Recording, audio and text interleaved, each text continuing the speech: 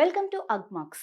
మీరు చేపల రైతైనా లేదా మత్స్య వ్యాపారంలో ఉన్నవారు అయితే ప్రధానమంత్రి మత్స్య సంపద యోజన పిఎంఎంఎస్వై మీకు ఎంతో ఉపయోగకరంగా ఉంటుంది. ఈ యోజనను కేంద్ర ప్రభుత్వం 2020లో ప్రారంభించింది. దీన్ని అన్ని రాష్ట్రాలు మరియు కేంద్రపాలిత ప్రాంతాల్లో 2020-21 నుండి 2024-25 వరకు 5 సంవత్సరాల పాటు అమలు చేస్తున్నారు. ఈ స్కీమ్ ద్వారా ప్రధానంగా చేపలు పట్టేవారు, చేపల రైతులు, స్వయం సహాయక సమూహాలు, వ్యాపారస్తులు మరియు మత్స్య రైతుల సంఘాలు లాభపడతారు.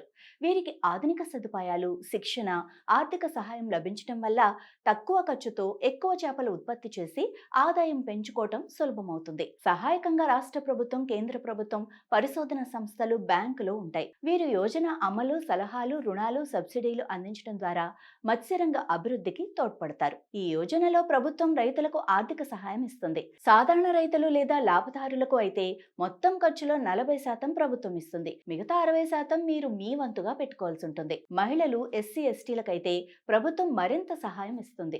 మొత్తం ఖర్చులో 60% ప్రభుత్వం ఇస్తుంది. మీరు కేవలం 40% మాత్రమే పెట్టుకోవాల్సి ఉంటుంది. ఓన్ ల్యాండ్ లేకుండా లీజ్ స్థలాల్లో చేపల కల్చర్ చేస్తున్నట్లయితే ఇన్ఫ్రాస్ట్రక్చర్ కోసం ల్యాండ్ అనేది కనీస 10 సంవత్సరాల వరకు లీజ్ అవధి ఉండాలి. ఈ లీజ్ డాక్యుమెంట్ డిపిఆర్ లేదా ఎస్సిపి అటాచ్ చేయాలి. ఇన్ఫ్రాస్ట్రక్చర్ కాకుండా ఇతర ప్రాజెక్టుల కోసం అయితే కనీసం 7 సంవత్సరాల లీజ్ ఉండాలి. అలాగే అభ్యర్థి వయస్సు 18 సంవత్సరాల నుండి 60 సంవత్సరాల మధ్య ఉండాలి. ఈ యోజన ద్వారా చేపల ఉత్పత్తిని 2025 నాటికి 13.75 మిలియన్ టన్నుల నుండి 22 మిలియన్ టన్నుల వరకు పెంచడం ప్రాధాన్యతగా ఉంది. అలాగే పాండ్ల ఉత్పాదకతను ప్రతి హెక్టారుకు 3 టన్నుల నుండి 5 టన్నుల వరకు పెంచడం, అంటే తక్కువ స్థలంలో ఎక్కువ చేపలు ఉత్పత్తి అవ్వటం వల్ల రైతులకు అధిక లాభాలు తీసుకొస్తుంది.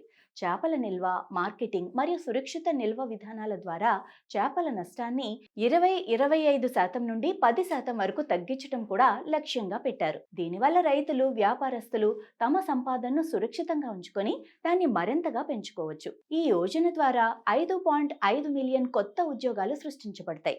అంటే చేపల రంగం కేవలం ఉత్పత్తి మాత్రమే కాకుండా ప్రాసెసింగ్, ప్యాకేజింగ్, రవాణా, మార్కెటింగ్ వంటి రంగాల్లో కూడా ఎక్కువ అవకాశాలు లభిస్తాయి. అలాగే ప్రతి వ్యక్తికి చేపల వినియోగాన్ని 5 కిలోల నుండి 12 కిలోల వరకు పెంచడం వల్ల దేశీయ పోషకాహారం మెరుగుపరచడానికి తోడ్పడుతుంది. చివరిగా ఎగుమతుల ద్వారా వచ్చే ఆదాయాన్ని 46,589 కోట్ల నుండి 1 లక్ష రూపాయల వరకు పెంచడం ఈ యోజన ప్రధాన లక్ష్యాలలో ఒకటి. దీని ద్వారా మన దేశానికి ఆర్థిక లాభం, అంతర్జాతీయ మార్కెట్లో స్థానం మరియు రైతుల ఆదాయం గణనీయంగా పెరుగుతుంది. ఈ యోజనలో రైతులు, మత్స్య వ్యాపారస్తులు అందరూ లాభపడేలా కొన్ని ముఖ్య భాగాలు ఉన్నాయి. ఇన్లాండ్ ఫిషరీస్ అండ్ ఆక్వాకల్చర్లో పాండ్లు, సరస్సులు, ఆధునిక చేపల తోటలు ఉన్నాయి. దీని ద్వారా రైతులు తక్కువ ఖర్చుతో ఎక్కువ చేపలు పెంచుకోవచ్చు. సముద్ర మత్స్యశాఖ కోసం ఫిషింగ్ హార్బర్స్, కోల్డ్ స్టోరేజీలు, లోతైన సముద్ర చేపల వేట సౌకర్యాలు ఏర్పాటు చేయడం జరుగుతుంది. దీనివల్ల సముద్ర వనరుల ఉత్పత్తి పెరుగుతుంది. అలాగే చేపలు పట్టేవారి ఆదాయం కూడా పెరుగుతుంది.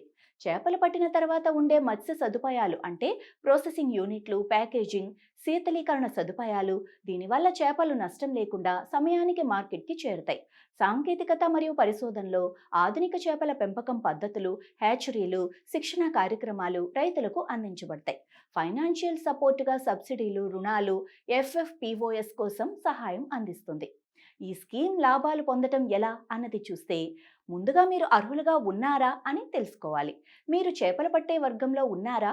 చేపల రైతుల స్వయం సహాయక సమూహంలో ఉన్నారా?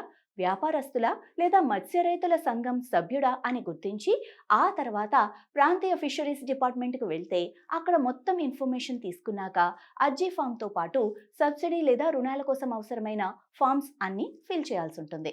ఆ తర్వాత ప్రభుత్వ శిక్షణ కార్యక్రమాల్లో పాల్గొని ఆధునిక చేపల వ్యవసాయం, చేపల ప్రాసెసింగ్, మార్కెటింగ్ పద్ధతుల గురించి ట్రైనింగ్ తీసుకోవాలి. అంగీకారం పొందిన తర్వాత పాండ్లు, మోటార్లు, నెట్లు, కోల్డ్ స్టోరేజీలు, ఫీడ్ లాంటి సాంకేతిక సహాయం అందుతుంది.